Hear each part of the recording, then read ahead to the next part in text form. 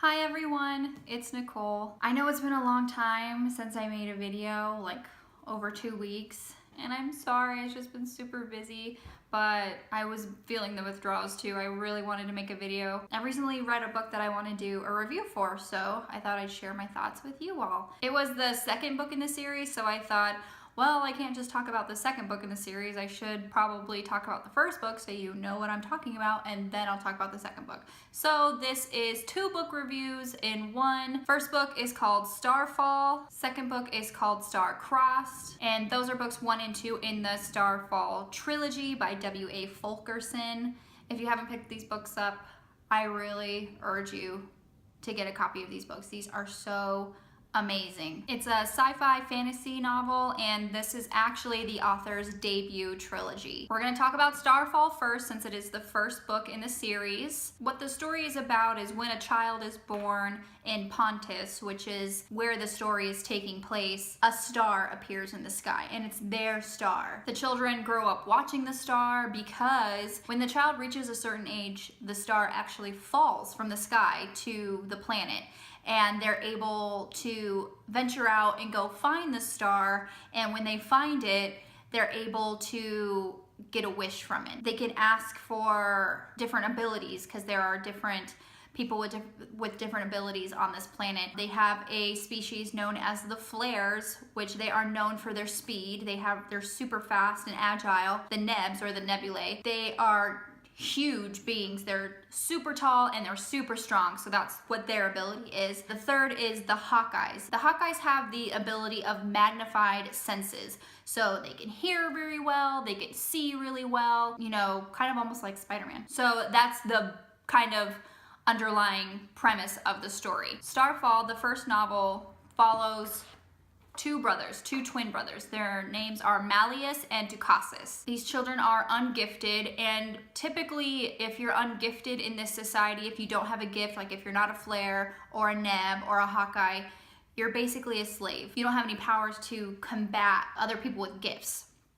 And typically only the Flares really have slaves. There's a lot of points in the book where the Nebs and the Hawkeyes are like, we don't have any need for slaves. Why would we keep slaves? Like all the other children, they're watching their stars, waiting for them to fall. When they find their star, they're going to wish for a gift because they don't want to be slaves anymore. They're just waiting for their chance at freedom and to free their families from servitude. When their star finally falls, that's when the adventure begins. They go out and try to hunt and find their star. And when they do find their stars, something very sinister happens. The next part of this review, we're going to go into some spoilers. So if you don't want to spoil yourself for this book, fast forward until I'm not holding the book up anymore. The plot twist of Starfall is when Malleus and Dukassus find their stars, and Malleus has been contemplating on this whole journey about how he can overthrow the Flares and kind of abolish slavery, because he's just sick of being a slave. He doesn't want to be a slave anymore. He doesn't want his brother to be a slave, and he doesn't want his family to be there. He just doesn't want there to be slavery. So he's just planning, and he's trying to think of a gift that could make him powerful enough to overthrow the Flares.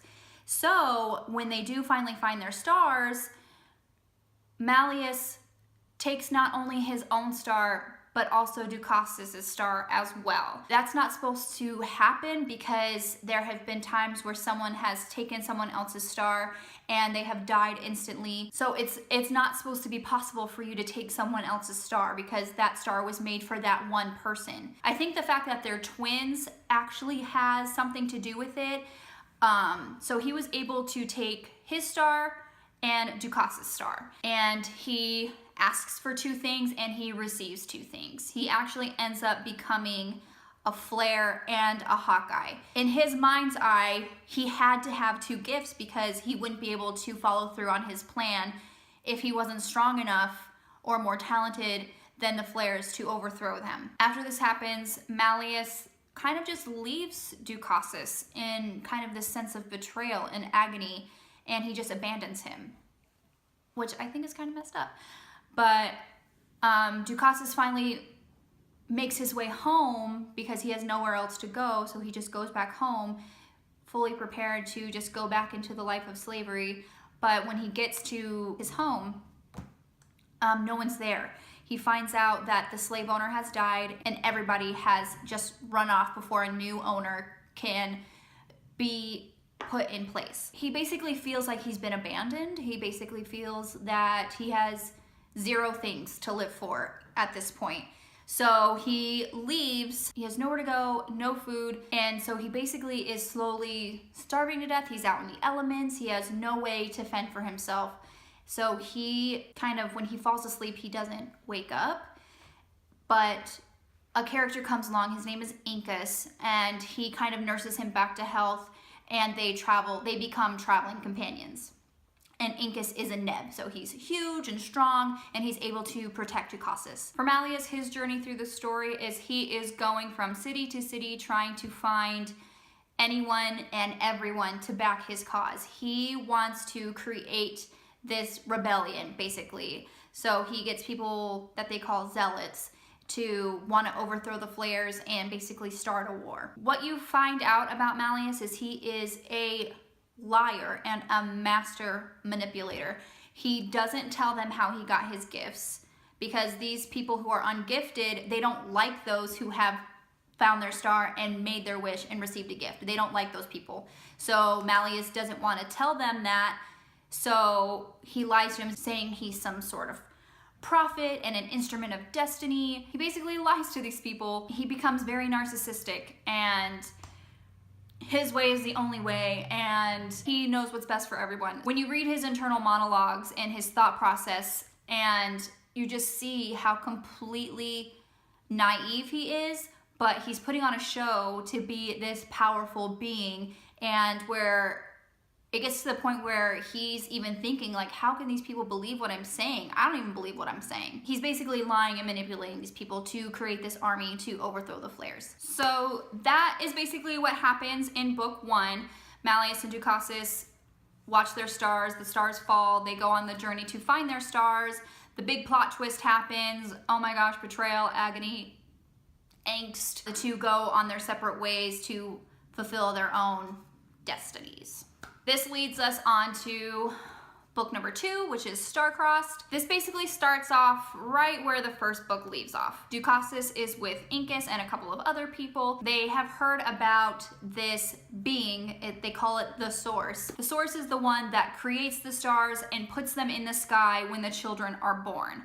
So Dukakis gets it in his mind that he needs to find the Source so he can either get a new star or get a gift from the Source himself and just kind of right the wrong that he feels he has been inflicted. Incus and Dukakis have an old wise Hawkeye with them. His name is Lee. He says the best way to find the Source, he's heard of tales and everything, the best way to find the Source is to venture out into the desert and basically get lost. I'll tell you another thing that you can find when you get lost in the desert is death.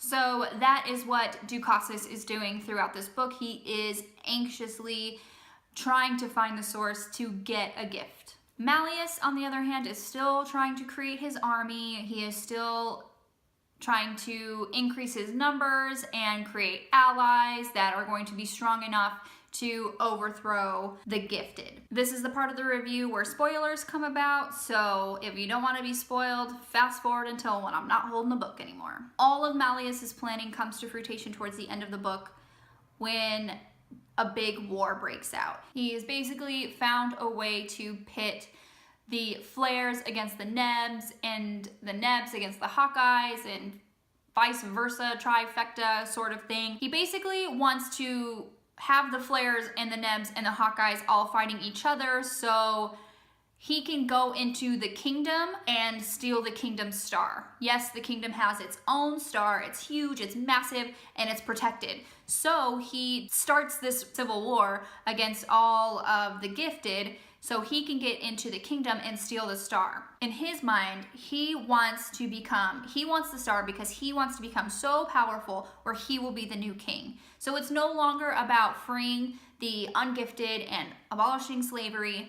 It's about him getting so much power where he can be king and rule over everything. He finds out on his journey that when you get the star, you can actually break it open and use the shell of the star to create fairly indestructible weapons, and there is a liquid inside. They call it Star's blood, and he can drink that, and he can get more power. Dukassus, towards the end of the book, finds the source. He does ask for a gift or to have another star, and the source actually tells him no. He actually says that isn't his destiny. The source needs Dukassus to do something for him. Obviously, Dukassus is like, well, what do you want me to do? Dukassus basically feels unworthy because he is not powerful. He doesn't have a gift. He feels like he needs it to do whatever the source wants him to do. And the source actually wants him to stop the war that Malleus is brewing. Dukassus asks how can he do that if he's not as powerful as Malleus, if he doesn't even have one gift, let alone two. The source tells him he has everything he needs and to fight for him and to stop the war. Incus is there as well, and the source gives him a task as well. The source wants Incus to train Dukassus in the art of war to get him ready for the battles ahead. After that, Dukassus hears about the war that's going on in the kingdom. He goes and tries to interfere and stop his brother. That's where this book leaves off. I feel like for Star-Crossed, a lot of things were happening because you do get a lot of different point of views in this book. You're obviously reading from Dukassus and Malleus's point of view because they're the two main protagonists. So you're getting a lot of the story that's going on around Dukassus and Malleus, not just from their own point of view, which I like. I like stories that contain different points of view. In that aspect, a lot of things are happening because you get to meet a lot of different characters and have their kind of thought process and their reactions to the things that are going on in this universe, in this world. At the same time, not a lot is going on because basically throughout the whole book, Dukassus is looking for the source and Malleus is still planning and trying to grow his army. Nothing really big happens until about here. Nothing really big happens until about this part of the book. So in that aspect, things can sort of drag on. But overall, you learn a lot of things in this book that are really amazing. So for Starfall, I gave the first book 5 out of 5 stars. The premise is amazing and very original, and that's what kind of drew me in. And the fact when the plot twist happens that you never see coming kind of throws you for a loop and keeps you hanging on until the very last page because you want to figure out what's going on and where this is going to lead your two main characters. And for Star-Crossed, I gave it 4 out of 5 stars. Just because not really a lot of things were happening. Yes, you do get those point of view perspectives that are really interesting, but it's basically just Dukassus looking for the source and Malleus trying to grow his army until probably about the last 30 pages of the book. So still very interesting, but didn't grip me as much as the first one. So those are my thoughts on Starfall and Star-Crossed. If you read these books, please comment below and see how you like them, or if you're interested in reading those books, I'll leave the link where you can buy them down below. Don't forget to like my video if you did and subscribe to my channel. You can follow me on Goodreads, Twitter, and Instagram. Until next time, avid readers.